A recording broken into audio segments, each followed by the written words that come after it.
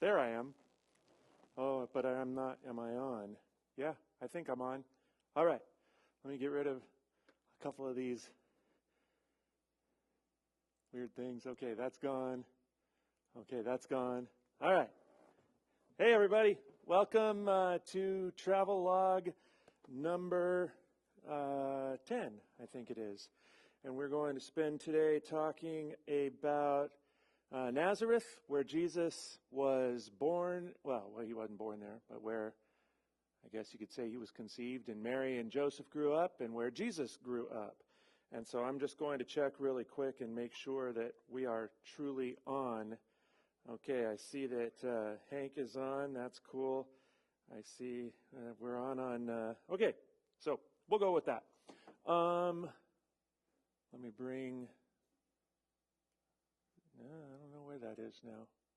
Oh, there we go. Okay. Put that as high up as I can.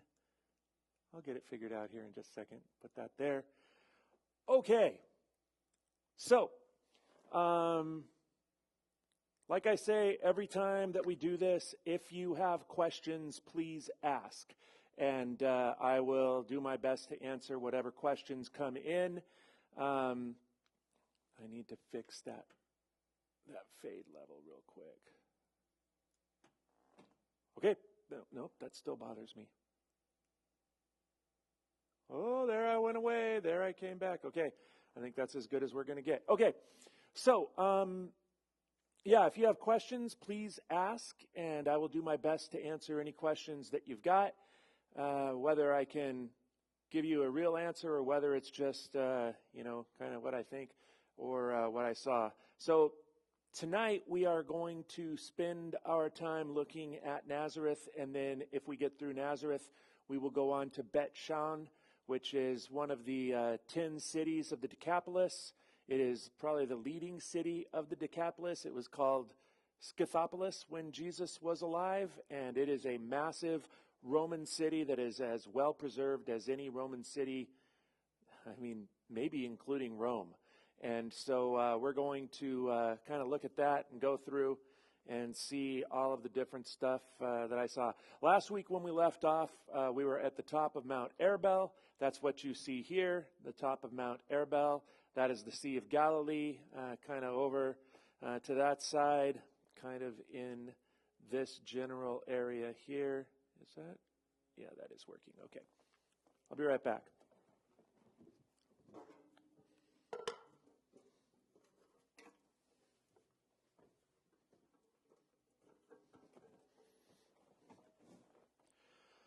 All right. Theoretically, this will make my life easier. All right.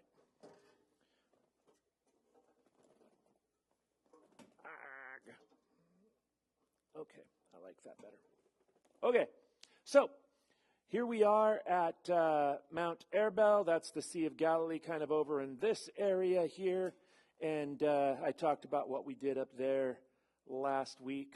It was kind of a hideout for Roman revolution or Jewish revolutionaries who were revolting against Rome and were revolting to Rome. Rome didn't find them very appealing. So that's kind of a better picture from up above where we were sitting. You can see Michael Card over here in this area, and he's playing for us, and we're all sitting around listening. So just to kind of give you an idea if you weren't here last week. Absolutely spectacular. Again, there's the Sea of Galilee. And you can't see it from here, but if I wasn't in the way, right up there is where Capernaum is, the place that Jesus chose for his ministry years. He moved there from Nazareth when he was about 30 years old and moved in with Peter, lived in Peter's house. More of the top of Mount Arbel. Okay, so as we were on our way down off of the mountain, we ran across one of these characters here. And I showed you these guys way back, I don't know, in the second or third of these travelogues that we did. They are called rock gophers or rock badgers. That's what they were. And you would just see them laying around. They looked like massive guinea pigs. And I asked the people that were here back on, when people were still allowed to be here for these things, I asked if anybody knew what animal in the animal world this guy is related to, and nobody guessed that the only animal that he is related to is the elephant. And I can tell, I'm sure you were shocked. All of you were thinking, elephant, elephant. I know it's got to be the elephant. I don't understand how that's true, but that's what they're related to. They are related to the elephant. Better picture of him. Yeah, it just looks like a massive guinea pig. The rock that I found there. There's our whole group. You can see me standing up kind of above all the rest of them back there because I was a giant compared to everybody that was there. And there I am enjoying my time at the top of Mount Arbel. Looks almost like I'm wearing the same shirt, but I'm not. I have two shirts that are very similar in blue plaid. Imagine that. All right. At the bottom of Mount Arbel is this guy here. It's a picture of, if you saw where we were standing, when we were standing up at the top of Mount Arbel and it looked like it was a sheer drop-off, that's because it was. It was a sheer drop-off. And from that drop-off, people would, the Jews would either go up there. Actually, they wouldn't go up there to get into the caves. I think I can show you a better picture of that. Yeah, this is from the bottom. And so you can see up here, right there is where we were standing. You can see caves sort of all down in this area here, over here, even down here. Down here, they're actually kind of walled up a little bit. And then there's another drop off as you go down. But what the Jews would do during their revolt is they would come running back from having attacked the Romans, and they would run down to the bottom of the mountain. And then, let me go back to that. They had these contraptions like this that would had these great big baskets, and the Jewish zealots would climb into the baskets, and they would winch them up to the caves that they would hide out in. And when the Romans got there to try to kill them all, they would all be safely hidden in their caves. And for a long time, the Roman army had no idea they were even there. And when they did finally find out they were there, they couldn't get up there to get them, and it took them years to actually flush them out. What the Roman soldiers, it's what they should have done in Masada. They just didn't want to take the time. They just finally kind of surrounded the whole thing with enough soldiers that if anybody came out of those caves, they'd get killed, and then they just waited them out. But that's Mount Arbel. We left Mount Arbel, like I said, right there on the shores of the Sea of Galilee, and we traveled about 37 minutes to get to Nazareth. I told you guys quite a few times that one of the things that amazed me more than anything else about Israel was just how small it was. And I was shocked with how long it took to get from Tel Aviv to Jerusalem. I was shocked with how short a time it took us to get from Jerusalem to the Sea of Galilee. And now here I am, shocked at how short a time it took to get from Mount Arbel, which is just a few miles from Capernaum there, to where Jesus grew up in the town of Nazareth. It would take, I checked to see walking distance times. It would have taken Jesus and his friends about 10 hours to walk back to Capernaum or walk down to Nazareth. So it didn't take us that long because we were in a bus. This is Nazareth now, and this is kind of from above looking down as we kind of came into the city. This here is called Mount Precipice, and it is well named because it is kind of like Mount Arbel. When you get to the top of that mountain, it looks like it just kind of slopes down, and it does on that side. On the other side, it is a sheer drop. It is where the Jews dragged Jesus after his first public sermon in Nazareth when they got so mad that they wanted to kill him. This is what Nazareth would have looked like. It's what it did look like back in the 1800s. This is an actual photo from the 1800s of Nazareth. But this is basically what it would have looked like when Jesus was growing up. These kind of rock buildings that are built sort of on top of existing caves so that they had more rooms that they didn't have to create. And so this is very much like the kind of place that Jesus would have grown up living in. They're not sure which house Jesus grew up living in, but again, that's another picture of Nazareth as we drove into the city. That's one of the minarets there that is attached to every mosque. And so Nazareth is a town of three religions: Christianity, Islam, and Judaism. And so anywhere you go really in Israel, you'll find these minarets that are attached to mosques. That's how you know how to find the mosque. Not only from the sound coming out of it when it's time for prayer, but also just you look around and you'd find a minaret. You know, there's several of them in Nazareth. Crazy Donuts, just to kind of give you an idea of the restaurants and the businesses that were there. McDonald's, I think this is the one that Jesus went to get his kosher sandwiches where they do not mix dairy and meat. I was very disappointed to find that out, that I couldn't get a cheeseburger in Israel. And so that was the first thing Jonathan and I did when we got back to London after we left Tel Aviv. Here we are. The bus has dropped us off, and we are making our way up to what's called the Church of the Annunciation, the church that is built over the place that tradition holds Mary was visited by the angel Gabriel.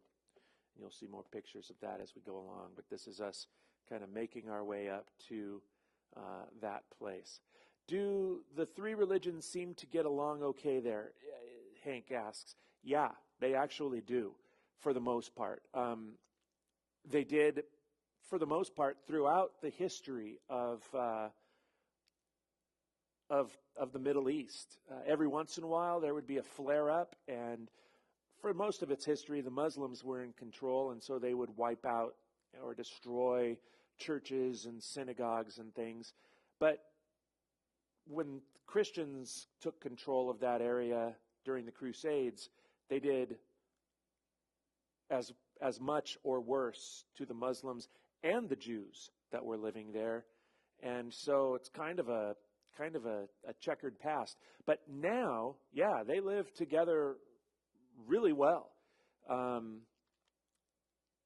The Muslims have complete freedom of religion in Israel, other than if they wanted to hurt somebody, which the Israelis wouldn't let Jews hurt the Muslims either. Now, obviously, there's some question about that in the West Bank and what the military does to the Arabs that are living there, and both sides have issues. But when you're talking about the actual people that live there, yeah, they seem to get along really well. Let's see.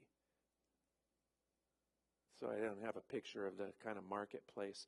But this place where we stopped here is a kind of this bizarre, it's, permanent buildings now. But as you walk up towards the Church of the Annunciation, there are shops there on both sides. And there are some that are Jewish shops, some that are Christian shops, some that are Arab shops.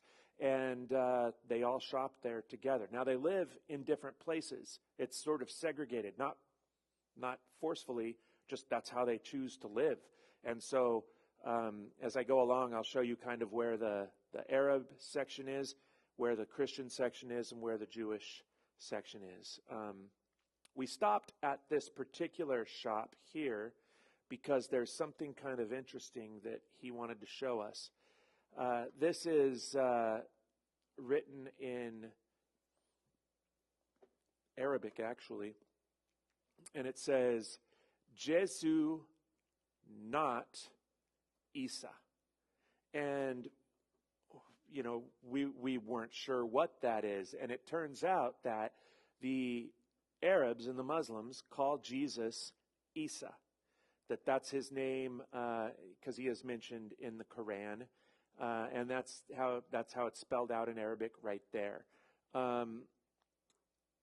not only is that the name that Muhammad gave him or called him by, because it's the Middle East and names, pronunciations, it's like the guy that we call John, his name in Israel would have been Jonah, actually Yonah, because there was no J sound. Jesus would have been Yeshua. And in Greek, John is Ioannis. And so it's hard to tell how you should pronounce different names. But not only is this one of the possible pronunciations for the name of Jesus, although both the Jews and the Christians would say no, that's what they say is that this is a derogatory term towards Jesus, because not only does it kind of sound like Jesus in Arabic, but it also it means accursed one. And so as you go throughout these shops in Nazareth, we found so many that had this sign that said, Jesu, not Isa. And what they were saying, they were Christian shops. When you saw that, they were saying it's Jesus, which means God saves, not Isa, which means God curses, basically, in Arabic. So it was kind of interesting. Everywhere we went, we saw these things. You see another one there. So do they get along? Yeah, they get along. Do they take their jabs at each other? Absolutely. So there we continue making our way up the road towards the Church of the Annunciation. I don't know why I took that particular picture, but there it is. There is the front of the Church of the Annunciation. This is the place, like I said, that tradition holds that the angel Gabriel visited Mary in Nazareth to ask her, are you in when it comes to bearing the Son of God? And we'll talk more about that as we go along. But this church was first established in the 4th century, about 350, when Constantine's mom went to Israel to sort of try to find all of the different holy sites. So she found what people pointed to her and said, that's where Jesus was born. She created the Church of the Nativity. She went to Jerusalem, found the place where he was laid, crucified and buried. She created the Church of the Holy Sepulchre. And then up here in Nazareth, she found the place where, maybe Gabriel appeared to Mary. Let's see. Would you ever see an interfaith family there? Yeah, you would. But they would be, it was frowned upon. Let's put it that way. It's one of those things that the further we get away from 1948 and the establishment of Israel, and the more modern times become, the more that happens. But for the most part, they got to kind of move out of town, because neither one of their families will accept them if they do that. So this church here is built on the site of that 4th century church, which was destroyed and rebuilt like 3 or 4 times over the last 1,600 years. And this is the largest church in the Middle East. And you'll see as we go in and we walk through, it's like what this part here kind of houses is it's basically a giant building that covers the cave that they believe the angel appeared to Mary in. There's another section of it where they have their church services. There's another section of it where there's a museum here. I mean, it is just massive.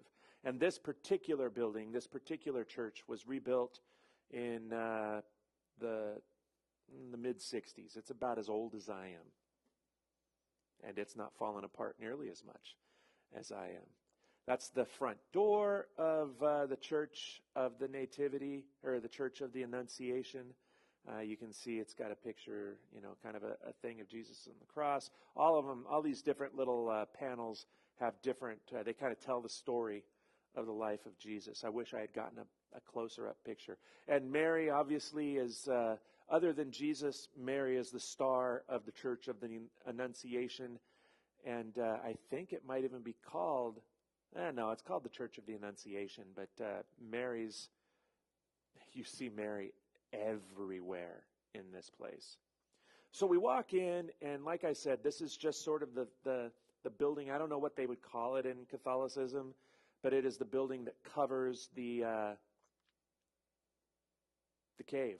And so pilgrims come in, and you'll see we're going to file through and kind of be in a line and go past the cave itself. This is them. You can kind of see them waiting in line. And I was always in the back because I wanted to take pictures once everybody was gone. And most of the people in our group were older and didn't have tremendous mobility. And so I would wait and take pictures, and then I would very easily and quickly catch up with them. That's the rotunda. I don't know what they called that, but it was pretty, very pretty. That's kind of a picture of Mary there. They had, like I said, there must have been 100 different pictures, paintings, sculptures, mixed medium art of Mary. And so I took some pictures of the ones that I found the most interesting.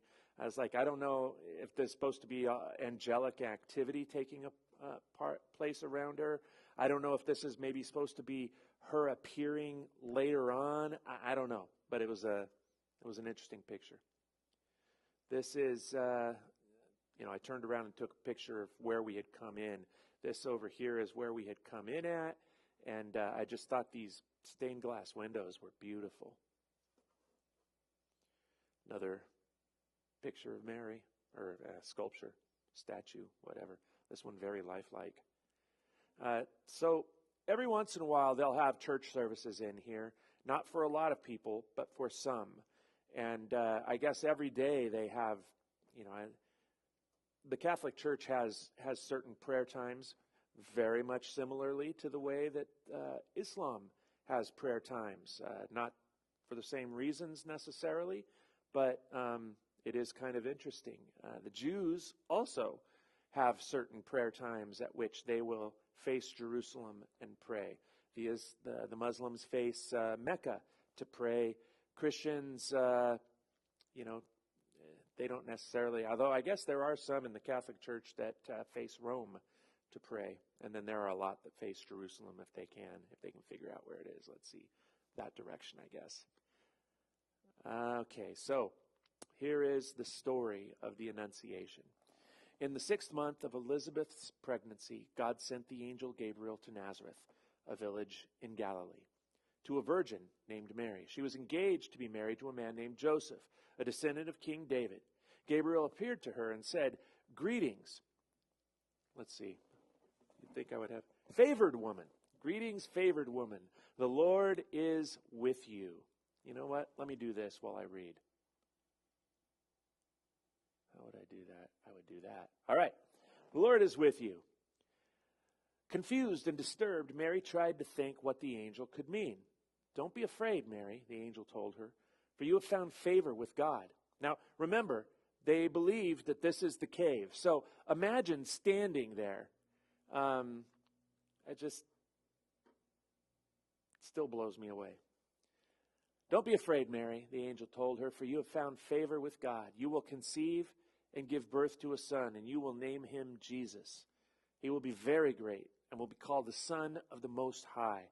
The Lord God will give him the throne of his ancestor David, and he will reign over Israel forever. His kingdom will never end."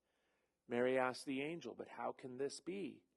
The angel, I don't know how I cut that out. I guess maybe I was being more appropriate than I normally am. So she says, "How can this be when I'm a virgin?" The angel replied, "The Holy Spirit will come upon you, and the power of the Most High will overshadow you. So the baby to be born will be holy, and he will be called the Son of God."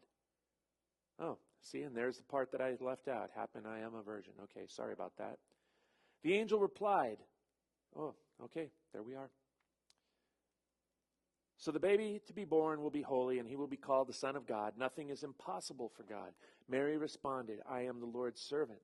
May everything you have said about me come true. And then the angel left her. And so, yeah, that's this spot here, which is, staggering when you stop and think about it. I mean, whether it was actually in this cave here, or whether it was in another cave or a spring nearby, we are very near at this point in time when we are standing in the Church of the Annunciation to the place where Mary grew up, where Jesus grew up, and it just blows me away. Now, I want to point out a couple of things, and I apologize for the shoddy cutting and pasting there. I did that actually last week, and I guess I must have been in a bigger hurry than I imagined I was going to be in.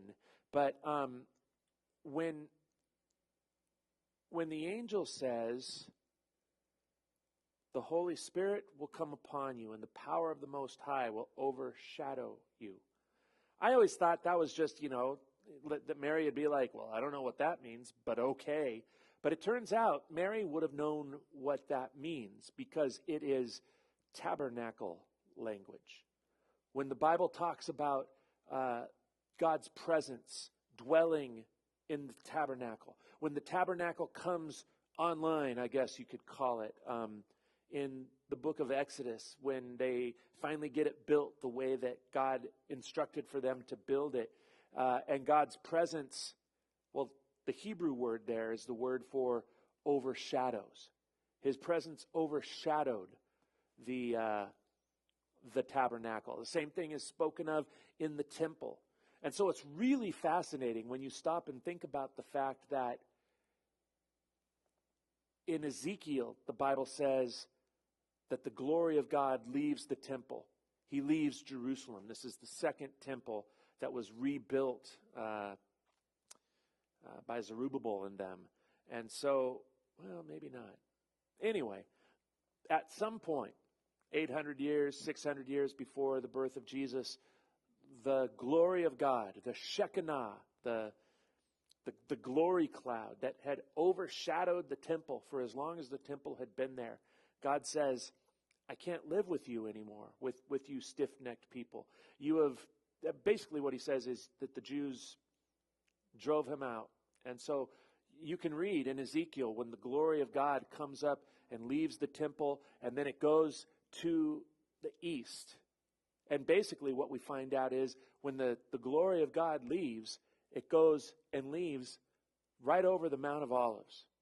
And if you were with us when we talked about Jesus' triumphal entry into Jerusalem, he comes off of the Mount of Olives, comes back down from the east, and comes up into the temple. But that's not even the first time that that his glory returns. Because here, in this story, basically God says, I have once again tabernacling among you. And he starts out in Mary's womb, and then in the baby Jesus, and then he grows up, and anyway, amazing to me. All right, so you can see there are places where very important people can sit while the Mass is going on. There aren't huge, like massive spots for spectators and worshipers. It's just this very small place. And so if you ever got to attend a worship service here, that's a big deal for Catholics, I suppose. There's all of the stained glass windows, everything there tells a story. And this is the story. Here comes the angel, and here's Mary, and they're chatting. That's just some weird kind of little area in the side there that, as we walked by, it's kind of gated off. I was like, wonder what that is. So I just, lifted up my phone and took a quick picture. I don't know why I did that. Is that a kid? Oh, okay, it's a video. There you go. I don't know if it's interesting.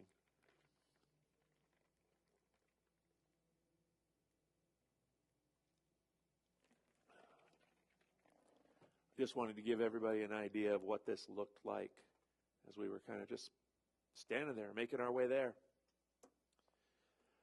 All right, that's kind of that same. Now see how it's like, and you'd see this, beautiful modern stonework, and then there's this rock.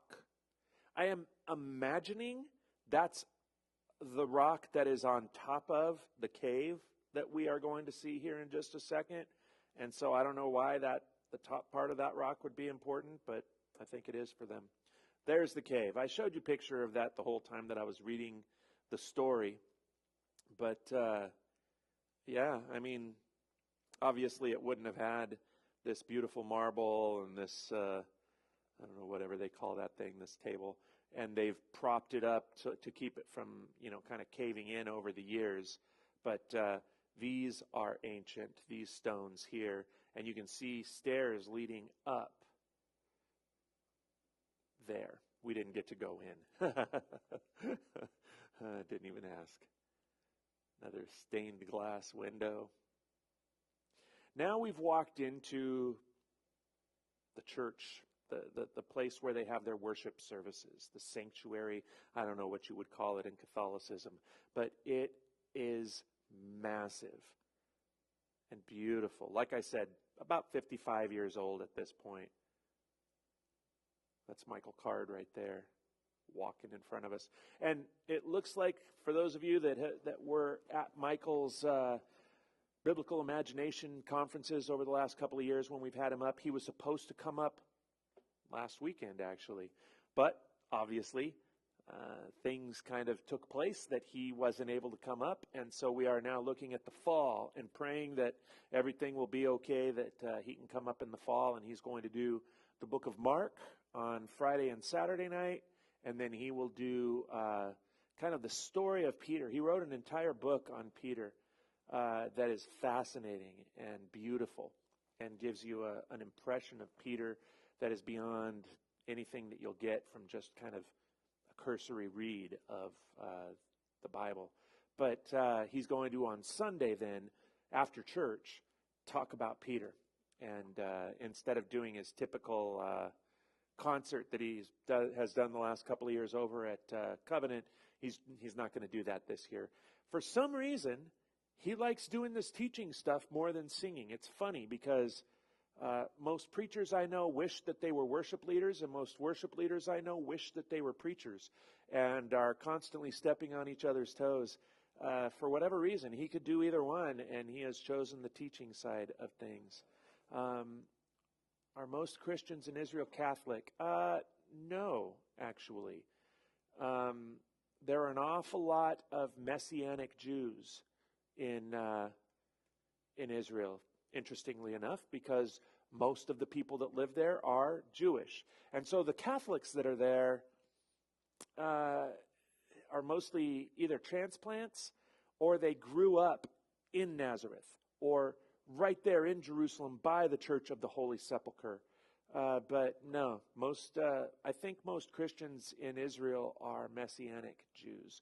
But most churches in Israel are Catholic, Greek Orthodox, Syrian Orthodox, Eastern Orthodox, whatever other kind of Orthodox you could possibly imagine. So yeah. Yeah, this is kind of standing right in the center of the church, and there is actually a worship service that is going on up here. And this would happen often when we would go into churches. There would be a worship service going on, and pilgrims would just kind of be filing around and looking at stuff and taking pictures. And when that happened, I tried to get a picture or a video so that I could I could remember and that I could help or show people when we got back. So here you go.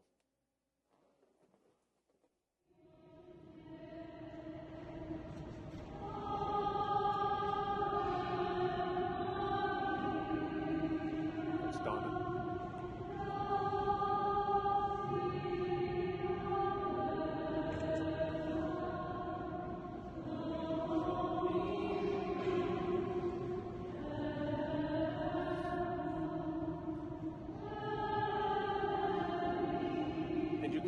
they're singing a song about Mary. And I mean, it was beautiful. You know, I'm not Catholic, and so it doesn't have the same impact. But it's interesting. I grew up in a there's the nativity scene that they had. It's about a month after Christmas, but it was right around the time the Coptic. I don't know. There was some kind of festival going on that still revolved around this around his birth. But it was interesting because I grew up in a church where it was like, I mean, they mentioned Mary, but hardly at all. And I think that that's been a failing in Christianity as a whole. I think, you know, a lot of people that are way smarter than me that disagree with me. I think we either take Mary way too seriously or not seriously enough.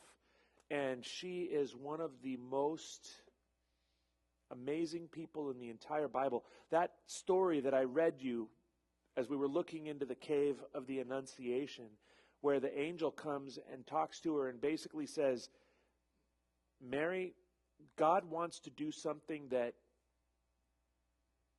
could get you killed, that could get you stoned for being pregnant before you're married, that could get you into hot water with your future husband, that is almost assuredly going to get you into hot water with your parents. And she knew all of this, and yet the way she just says, I am the Lord's servant, let everything happen to me exactly the way you said, that is remarkable. And the things that she says throughout the story of his birth, the things she says when he's an adult, I mean, she was not just faithful, she was brilliant. And she understood the scriptures in a way that I think few of us do. So here you've got, like I said, the nativity scene. It just looked like some cheesy nativity scene that you'd find, not even as nice as the one that we have here at Riverside every year. So I kind of found that interesting. Here we've got another sculpture. And I don't know exactly what's going on there. I looked at that earlier. I was like, I'm not sure. We came out of the building onto this large kind of portico, I guess you'd call it. And this is all still part of the church of the Annunciation. I mean, it was massive and beautiful. Kind of walked away from that giant. This is where the cave is, where they believe that the angel appeared, and that's that giant rotunda that was up above, and everything was absolutely beautiful. Lou says it does look cheesy. Yeah, she's talking about the nativity scene, not the architecture. They do this a lot in Israel now. They build over the top of really important archaeological sites, and so we're going to go down there eventually. But I didn't even know what I was taking a picture of when I took this picture, but. Pretty cool. There's just another site, another angle. Okay, this is, I've shown you these people before. These people sat right behind me and Jonathan on the bus. This is Kevin, and this is his wife, Jean, and they were awesome. I couldn't believe it, but maybe you guys can decide. He looked to me and Jonathan, for the first couple of days, before we could remember his name, we just called him Will Ferrell. Because he looked like Will Ferrell, he talked like Will Ferrell, he was funny. I mean, probably not as funny as Will Ferrell. I mean, he's Will Ferrell. But Kevin was hysterical, and so was his wife. We had a blast with them. They're just waiting. And these are the kind of little pads that they told you, bring a pad because we might be sitting for an hour on the cold ground. So anyway, we went into the museum at the Church of the Annunciation. And it was one of the most beautiful and amazing museums that we were in, other than the Israel Museum, which we went to the next day in Jerusalem. This guy right here is the curator of the museum, and so we got a private tour. There was nobody in there other than us. And I guess the reason that we got in there is because he's buddies with the guy that was our guide, David. And so these are all pots from the first century that were found in Nazareth. Could have been one of Mary's pots, who knows? But they don't make that claim. But yeah, quite interesting to look at this stuff. These are just ruins from when Rome came through and destroyed stuff. This was probably part of the synagogue. Here you've got a stone jar, vessel that is, you know when Jesus is in Cana of Galilee and his mom says, they ran out of wine. And Jesus says, Mom, why is that my problem? It's not my time. And she just says to the servants, do whatever he tells you to. And he goes ahead and makes the water into wine. These are the jars, this big stone jars that he said, fill them up with water, bring them to the host, and they were blown away. So yeah, that's what you're looking at there. This is actually pretty cool. So this isn't from necessarily the first century. This was probably from the 2nd, 3rd century. It is part of an important building in Nazareth. What building that was, nobody's for sure. Maybe the synagogue that became a church when the church began. But if you look up close, you can kind of see there's graffiti there. And it says X-E, which is kind of key in Greek. And then underneath that, it says, somewhere in there, it says Maria. And basically what that means is, Ke Maria is the first 2 words of the angel to Mary. And in Latin, in ancient, in older translations would say that it should be translated Hail Mary. That's what but in our more modern translations, it's Greetings, Mary. So some pilgrim came, and when they found themselves in Nazareth, wrote the first 2 words that the angel said to Mary. And it is one of the most, they are very proud of this find. Yeah, there you can kind of get a closer look. I wish I could, there's all kinds of graffiti on here, and I can't. Okay, there's Marya. You can kind of see that. And up here, maybe the K. Anyway, more ruins. And then we left, and we left the museum and went underneath to the place that they had started excavating. I told you that they rebuilt this church back in the 1960s. When they did, Israel's Antiquities Division took the opportunity to do some excavating, archaeological excavating where the church had always stood. And what they found underneath the church was not a statue of Mary. That just happened to be there as I was walking along. I don't know who that dude is supposed to be, but he was very interesting to me, and he was kind of starting to get green. This guy, I called him Hamlet. They didn't think that was funny. Not Hamlet. I don't know who it is. But when the Jewish Antiquities Department excavated after they had torn down the original church and were getting ready to rebuild, they found this 1st century home. And is it the home that Mary lived in or Jesus lived in? Probably not. What are the odds? But the odds are pretty good that Jesus was in this home because, I mean, the population of Nazareth in the first century is probably like 300, So, yeah, great possibility that Jesus was here. What you're looking at is sort of the first floor right here.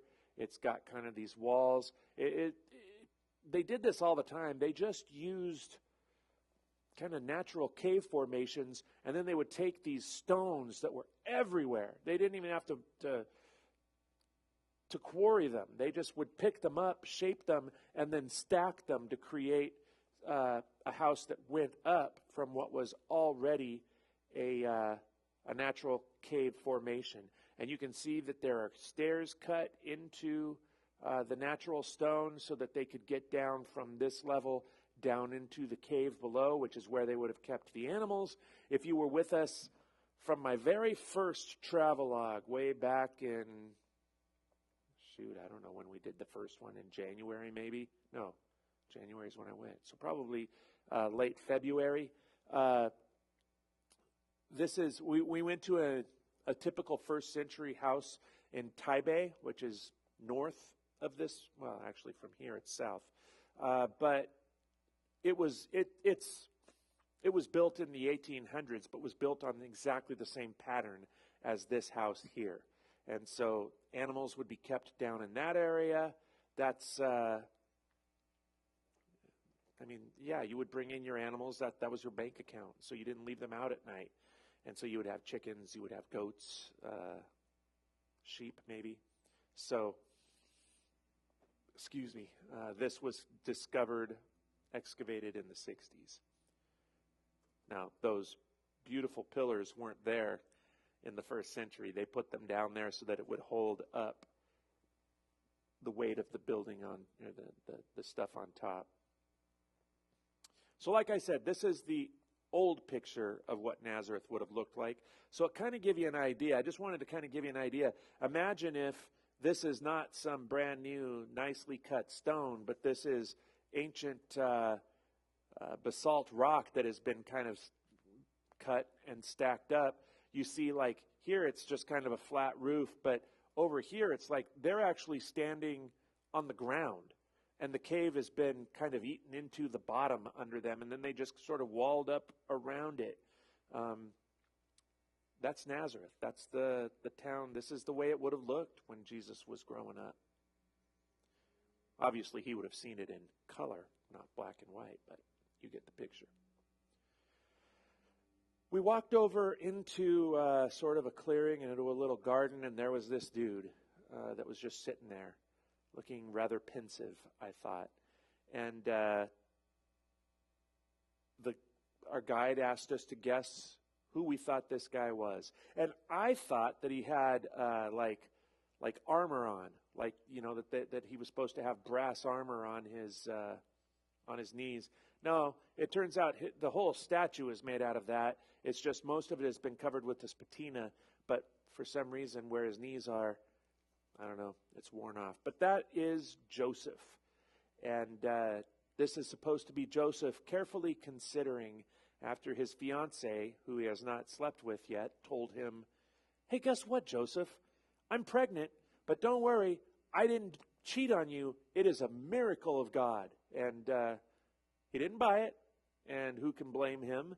But this is a statue in the Church of the Annunciation where he is supposedly considering what he will do. And back there is Matthew 1:20 in Latin, and if you can't read Latin, neither can I, but it's basically where it says the angel's words to Joseph, "Joseph, son of David, do not be afraid to take Mary as your wife, because the child that is within her is from the Holy Spirit." And so that's him thinking about that. Picture back farther from the Church of the Annunciation. And we left the Church of the Annunciation and started walking back down the hill. And we were headed to lunch. We were warned on the first day that by our guide, you got to be careful where you use a credit card in Israel because they will either sell the number oftentimes or charge you more for what you are getting than you really should have been paying, or they will charge you again later. And so there were what they called trusted stores. And this was one of those, Mazawi Nazarene. And it was owned by a Christian Arab who you can't see it. I wish I had gotten a better picture. But up here, he's got a picture of him with the Pope, Pope John Paul, from back in the 80s, I guess. And coming down that road, because it's like they would, at different times, at different festivals, they'll have people walking down with, palm leaves or whatever. And so I don't know that you would think they would be in Jerusalem for that. But there was a picture of him with Pope John Paul. And so, kind of an interesting little shop. This is the inside. We are shopping. And you can see they have all kinds of, everything you could possibly want. So they've got icons if you are not Catholic, but I guess that would be Orthodox. They've got all kinds of doodads and gewgaws and weird stuff, and then stuff that I was interested in.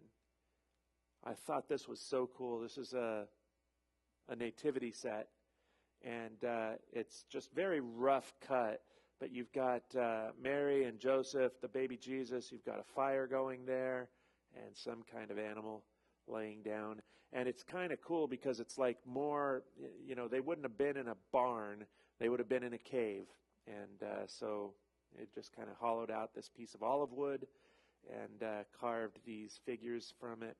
I thought that was really cool. Just another picture. All the weird stuff that you could get. So they brought us lunch, and we ate in the actual store. You can kind of see people back here getting their food. They just carried it back there and set it down. It is Israeli or Jewish pizza. The Jews won't eat, their kosher laws won't allow them to eat dairy with meat. So you couldn't get a pepperoni pizza, you couldn't get a ham pizza, you couldn't get a ground beef pizza. And so everything is either you're either eating meat or you're eating dairy. And so this pizza here is some kind of weird cheese that they put on it. And this pizza here is hyssop, Hyssop. The Old Testament talks about hyssop. The hyssop plant had medicinal qualities. It is also the plant that when the priest would go in to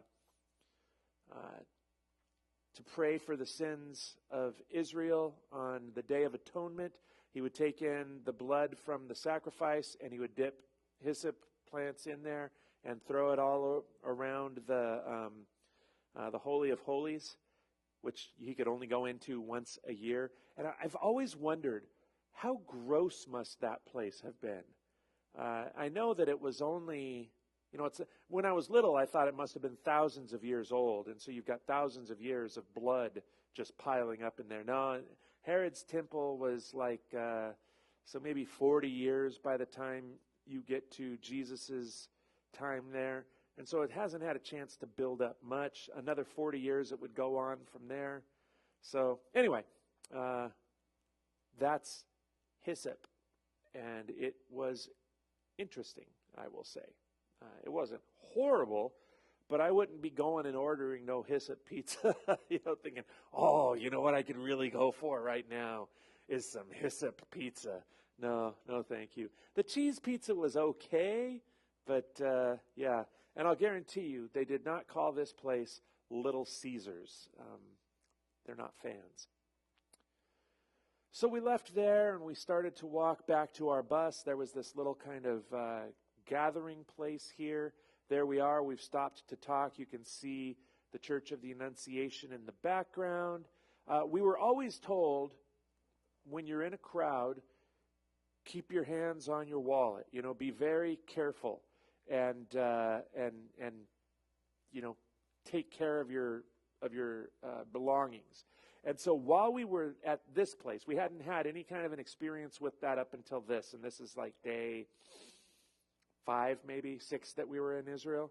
This lady right here, and she was awesome, but she has a backpack on. And while we were standing here, and that's why she's turned around, I didn't know it at the time, but while we were standing here, somebody walked up and tried to get into her backpack while we were standing there.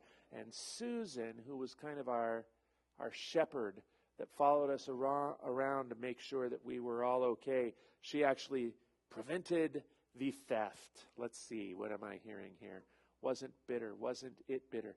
Yes, the hyssop was kind of bitter. It was like, yeah, not my favorite.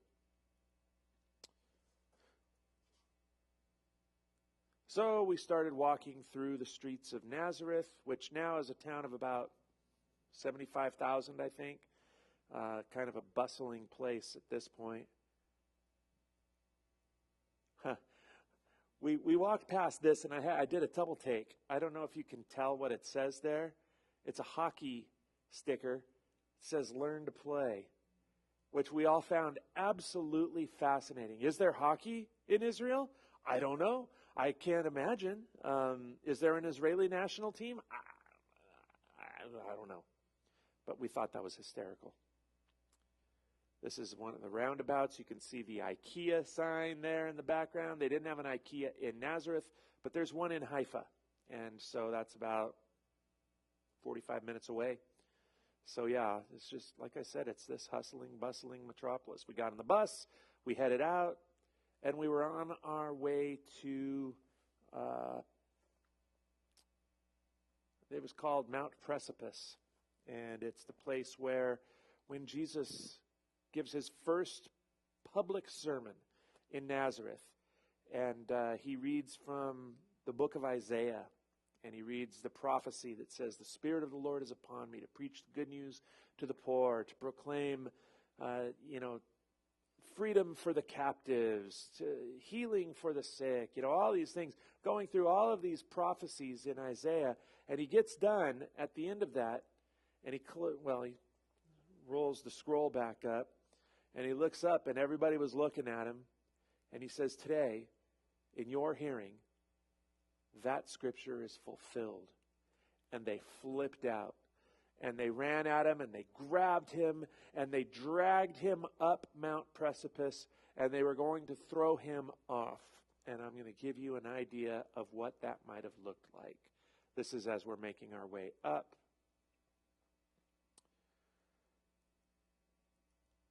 So, you can kind of get an idea. This is this beautiful little place that they've created there at the top of that as a memorial. But we all kind of sat down, and David, our fearless leader, stood out there on the edge. Not only him, the photographer, the photographer's wife is further out there. They wouldn't let us walk out to take a picture of the straight down drop. But can you see how high up we are? I mean, hundreds of feet down. And that out in front of us is the Jezreel Valley, which, if you know anything about the Old Testament, everything happened out there. From the book of Judges through the rest of the history of Israel. Samson does his stuff out in this. Well, let me see if I've got a better picture. Okay, there we go. So this is looking north. You can't really see it, but Mount Megiddo is out here. And the city of Megiddo is out there. And if you know anything about the Old Testament or about the book of Revelation, you've heard of Megiddo. Out the other direction, you've got Mount Tabor, you've got Mount Carmel out, and it's kind of on our same side back that direction from where you're looking. But Mount Carmel, where Elijah faced down the prophets of Baal, it's like everything from the book of Judges basically happened out there. And since we weren't on the Old Testament tour, He didn't spend a lot of time talking about it, but man, it was pretty. And so I guess that was all I showed you up there. But yeah, they dragged him up here to the top of Mount Precipice to give you an idea. They were going to throw him off, and before they got a chance, the Bible says he just walked right through them, and they couldn't find him after that. Which I always wondered, is he like hiding behind bushes and stuff? Is he, or did God just, I don't know how that all worked. But it says, it wasn't his time. They couldn't kill him yet because it wasn't time yet. This was very early on in his ministry. This is where they dragged him to kill him. Man. I want to go back now for the Old Testament tour to learn everything about that. Beautiful. I kind of turned and you can see it. I showed you earlier on a picture from Nazareth, kind of up off of this hill, looking the direction that we're standing now, and you could see Mount Precipice off there in the in the distance. Here it is from Mount Precipice, turned around and looking back towards Nazareth. And I'm looking to see if I can see the Church of the Annunciation, and I can't pick it out right offhand. So, walking down, it occurred to me that this is where Jesus grew up, right? And so I'm guessing, when I was a kid, I'd be running up Mount Precipice all the time. I'd be throwing rocks off. I'd be doing stuff, getting too close to the edge. My mom would have been mad. I imagine Jesus ran up and down this trail multiple times. But I also wanted to show you the world that he grew up in. You see these rocks that are just laying around? Jesus, we've always thought of him, traditionally he's been called a carpenter or the son of the carpenter. But the word that King James translated from Greek into English the first time that made him a carpenter was actually not the word for carpenter, just the word for craftsman. Joseph was a craftsman. And so, if you look around, there's not much call for a carpenter. There's not a lot of trees, but there are rocks everywhere. You don't even have to mine them. You don't have to quarry them. You just pick them up and shape them and make the town, make your house, make your buildings out of that. And so everything in Galilee, you look at ancient pictures, there's no wooden structures. Everything is, first century would have been made out of basalt or this kind of limestone that's just laying around. Later on, they would have used more limestone and done a better job of creating it and making it really pretty. But this is just sort of it's like there were these trees, but they, you weren't making a bunch of lumber out of the trees in Nazareth. Everywhere you looked, these rocks. And then amongst them, these pretty flowers. And so we left Nazareth and made our way towards Bet Shaun, which is one of the 10 cities of the Decapolis that you read about, that was in the sort of eastern and southern portion of Galilee, underneath the Sea of Galilee. I liked to take pictures of the McDonald's wherever we were. I thought that was interesting. But here we get to Bet Shaun. It is an important place for as long as there were people living in the Holy Land. In the Old Testament, you read about it. It is, by the time you get to the first century, when Jesus was walking around, this would have been called Scythopolis, and it was the leading city, the leading Roman city of the region. And we will talk about that actually next week because we're at over an hour now. So just know the picture. Yeah, no, I didn't just go to the place once and know the pictures so well. Every week before I sit down and do this, because Lou asked, how do I go to a place once and know the pictures so well? No, every time I come back, I took probably thousands of pictures. And what I do before I get ready for this, like, so today, sitting down in my office in front of my computer, I bring up all of the photos I took when I was in Israel. And I go back and I find the day that I'm going to talk about tonight, and I just start going through and finding the pictures that I want to share. Because if you take thousands of pictures, there are about 3/4 of them that aren't worth showing, right? But if you take thousands of pictures, you're going to get some good ones too. And so I sit there and I just pull over the pictures that I want to share with you guys. And then I'll even do some research to kind of, and so this has been really neat for me because every time I do one of these, it's like for that day I'm back there. And I can't even begin to explain what it was like being there. But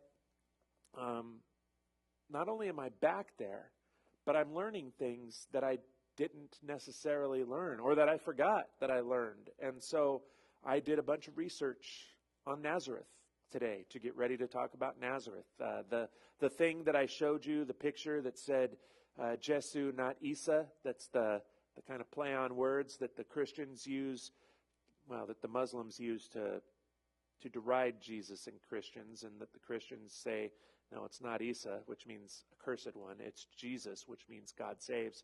That I kind of remembered. I did some more research, but yeah, that's one reason I like doing this so much is because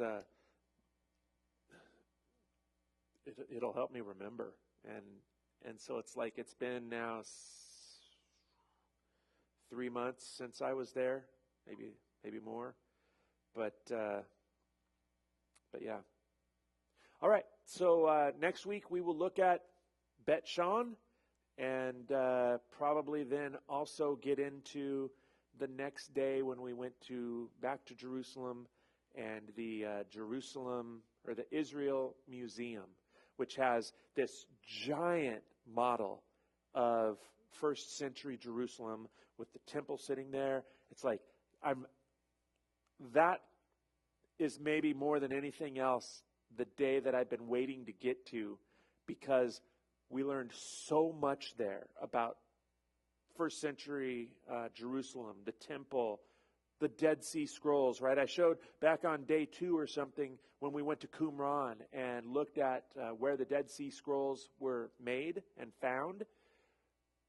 In the Israel Museum is the actual Isaiah scroll that's something like 50 feet of the book of Isaiah. Anyway, all right. So enough for next week. Thanks for joining me. I really do appreciate you guys doing this with me and going along with me on this ride. And I will see you, I'll see you virtually this weekend, and I will see you, hopefully, in person very soon. Bye, everybody.